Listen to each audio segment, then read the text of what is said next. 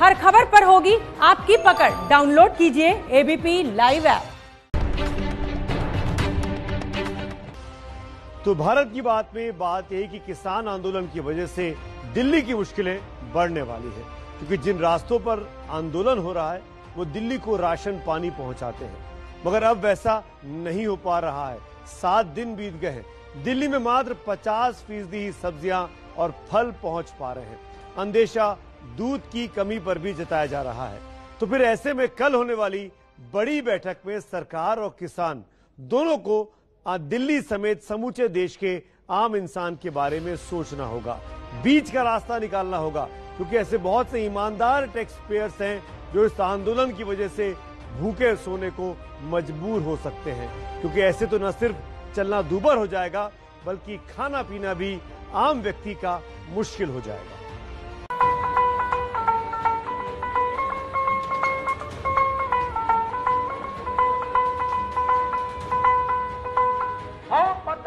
अज तक तैनू बोरिया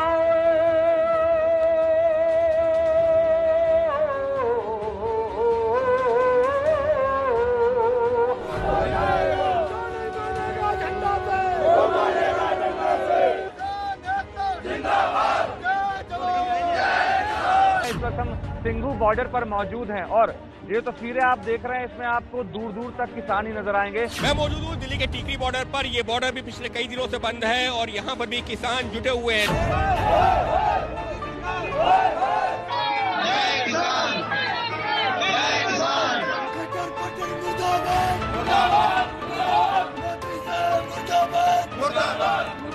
दिल्ली के अंदर चक्का जाम कर देंगे, दिल्ली को चारों तरफ से बंद कर देंगे, मरेंगे या हम अपने फैसले वापस करवाएंगे। दिल्ली की गाजीपुर मंडी में इस समय हम मौजूद हैं। असल सप्लाई पर पड़ा है क्योंकि पंजाब और हरियाणा की तरफ से जो गाड़ियां हैं वो नहीं आ पा रही। माल जैसे कम दिखाई देता तो रेट चढ़ जाते हैं। जब माल नहीं आएंगे तो महंगा बिकेगा।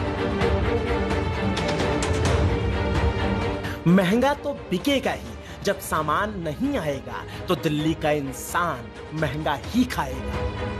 सब्जी महंगी मिल रही है। जब मंडी तक सब्जी लेके नहीं आएंगे तो कस्टमर को कैसे सब्जी मिलेगी।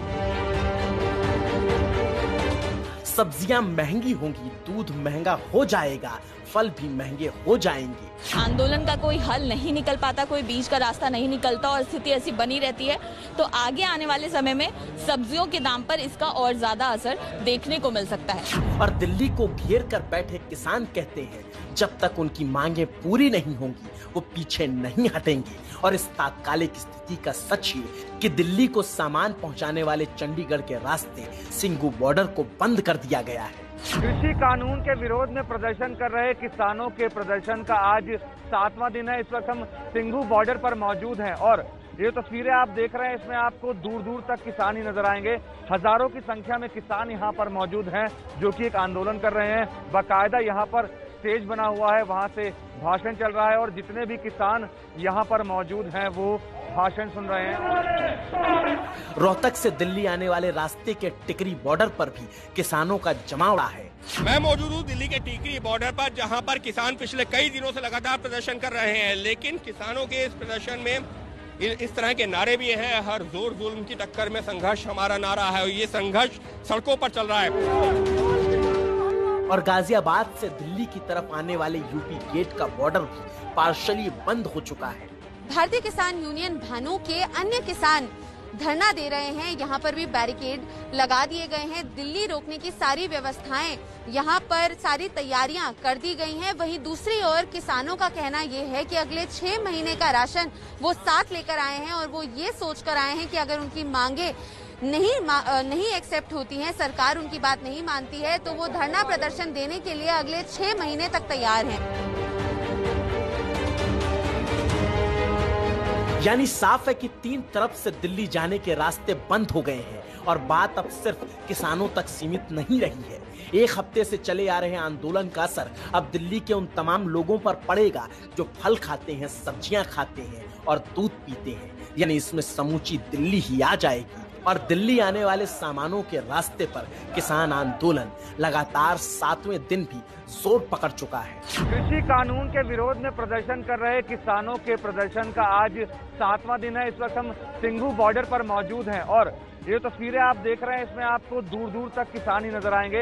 हजारों की संख्या में किसान यहाँ पर मौजूद हैं जो कि एक आंदोलन कर रहे हैं। बाकायदा यहाँ पर स्टेज बना हुआ है, वहाँ से भाषण चल रहा है और जितने भी किसान यहाँ पर मौजूद हैं वो भाषण सुन रहे हैं। और दूर दूर तक आपको लंबी जो ट्रैक्टर ट्रॉलियां हैं उनकी कतारें भी आपको तस्वीरों में साफ तौर पर नजर आएंगी, क्योंकि जो किसान हैं वो पंजाब और हरियाणा से आए हैं और तकरीबन 5 से 6 किलोमीटर लंबा जो एक स्ट्रेच है वहां तक ये जो ट्रैक्टर ट्रॉलियां हैं वो लगी हुई हैं। और 7वां दिन आज इस प्रदर्शन का बना हुआ है। सिर्फ सिंघू बॉर्डर पर ही नहीं बल्कि दिल्ली के और भी जो बॉर्डर हैं वहां पर भी किसान प्रदर्शन कर रहे हैं। और तस्वीरें देखकर समझ सकते हैं कि जो किसान खेतों में अनाज उगाता है वो सिंघू बॉर्डर की सड़क के चप्पे चप्पे पर खुद ही उगाया है। वो ना दिन देख रहा है ना रात। दिसंबर की जबरदस्त ठंड में सड़क को बिछा लिया है, आसमां को ओढ़ लिया है और कह दिया है हमारी मांगों को माना जाए, हमारी मांगे पूरी की जाए। बस 3 तारीख को सरकार ने जो मीटिंग रखी है किसानों के साथ, उसमें सरकार ने झुकने का काम नहीं किया।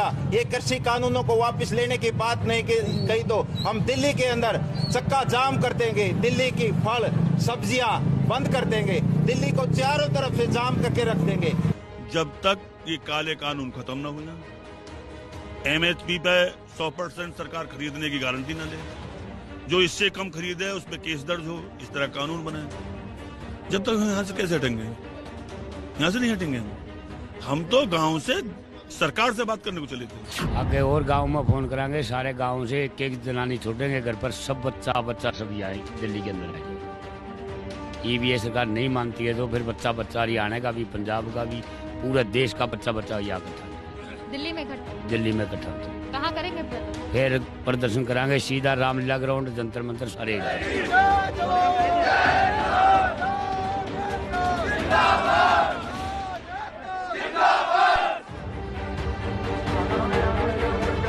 और यकीन मानिए किसानों का आंदोलन पिछले 1 हफ्ते से उन रास्तों पर है जो राजधानी दिल्ली को दाना पानी देते हैं।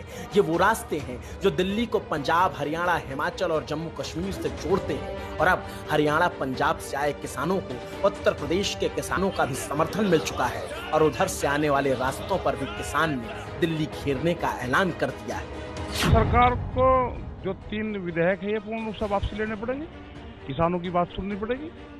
बीच का कोई रास्ता? बीच का क्या रास्ता होता? किसान आगे दिल्ली को चारों तरफ से घेरेंगे और लाल लग रही जनता। बीच का कोई रास्ता नहीं है। जहाँ का बाजार हमको बता दो कहाँ बेचे, वो बाजार तो बता दो ना हमको भी। और जो MSP है, मिनिमम सपोर्ट प्राइस है, वो तो एक पैरामीटर तो तय करना पड़ेगा कि इससे कम पे कोई नहीं खरीदेगा। पूरे किसान को दिन में लूट लिया अब की बार। जो 1800 रुपए की धान थी वो 800 रुपए में लूटी गई है। हम तो वही तो हैं कि हमको लुटा किसने, उसी को तो देखने आए दिल्ली में। तो ऐसे में क्या किसी ने सोचा है कि अगर किसानों ने दिल्ली आने वाले सभी रास्तों को घेर लिया तो क्या होगा? दिल्ली को दूध, फल, सब्जी कैसे मिलेगी? इस सवाल के जवाब को तलाशेंगे, लेकिन पहले ये समझ लेना होगा कि किसानों ने कहां-कहां से दिल्ली को घेर रखा है, दिल्ली के कौन से बॉर्डर खुले हैं और कौन से बंद हो चुके हैं। तो फिर सरसरी निगाह से देखते चलिए। दिल्ली चंडीगढ़ सिंधु बॉर्डर बंद है, दिल्ली रोहतक टिकरी बॉर्डर बंद है, दिल्ली गाजियाबाद गाजीपुर बॉर्डर बंद है, नोएडा मयूर विहार बॉर्डर सुबह बंद था लेकिन शाम तक खुल गया, दिल्ली नोएडा DND खुला है, दिल्ली फरीदाबाद बदरपुर बॉर्डर खुला है, दिल्ली जयपुर रोड खुला है, दिल्ली बागपत लोनी बॉर्डर खुला है। मतलब अभी राजधानी दिल्ली जाने वाले 8 में से 3 रास्ते किसानों के आंदोलन की वजह से पुलिस ने बंद कर रखा है। लेकिन महत्वपूर्ण यह है कि जिन 3 रास्तों से दिल्ली को सबसे ज्यादा सप्लाई होती है वही 3 रास्ते बंद हैं। और अब हरियाणा की खाप पंचायतों ने किसानों का समर्थन कर दिल्ली कूच का ऐलान कर दिया और साथ ही एक कठोर संदेश दिया कि अगर सरकार ने किसानों की मांगे नहीं मानी तो दिल्ली का दूध, सब्जी बंद कर देंगे, दिल्ली के अंदर चक्का जाम कर देंगे, दिल्ली को चारों तरफ से बंद कर देंगे। दिल्ली में सब्जी, दूध जो भी गांवों से सप्लाई होता है उसी के ऊपर हम सबसे ज्यादा फोकस करेंगे चारों तरफ से हर तरह की सामग्री दिल्ली में जो गांव से जाती है उसको बंद कर देंगे और दिल्ली को चारों तरफ से जाम कर देंगे। जो चल रहा है ट्रैफिक एक भी नहीं चलेगा, दिल्ली का भी नहीं चलने देंगे। यानी किसानों के समर्थन में दिल्ली का दूध बंद कर देने की ये सीधी धमकी है खाप पंचायतों की। और सच ये है कि दिल्ली को मिलने वाला ज्यादातर दूध हरियाणा से ही आता है। दिल्ली में हर दिन करीब 60 लाख लीटर दूध की खपत होती है।